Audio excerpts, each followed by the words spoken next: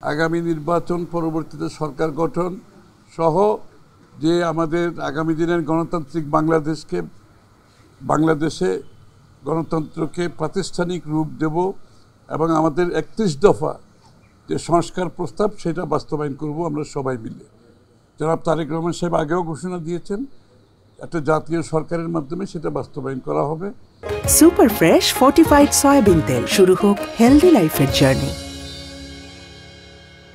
আমরা বিশেষ করে লন্ডন বৈঠকের পরে জনাব তারেক রহমান সাহেব এবং আমাদের ডক্টর ইউনূস সাহেবের সাথে, প্রধান উপদেষ্টার সাথে বৈঠকের পরে ফেব্রুয়ারির প্রথমার্ধে নির্বাচনের যে আলোচনা জনগণ সেটা অত্যন্ত ইতিবাচকভাবে নিয়েছেন এবং যে আশঙ্কা ছিল জনগণের মধ্যে সেটা কেটে গিয়েছে।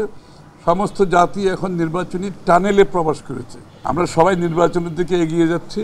গণতন্ত্র পুনরুদ্ধার, গণতন্ত্রকে প্রাতিষ্ঠানিক রূপ দেওয়ার জন্য এবং বাংলাদেশের জনগণের রাজনৈতিক, সাংবিধানিক, গণতান্ত্রিক অধিকার প্রতিষ্ঠিত করার জন্য এবং একটি নতুন বাংলাদেশ গড়ার শপথ নিয়ে আমরা সবাই ঐক্যবদ্ধভাবে এগিয়ে যাচ্ছি।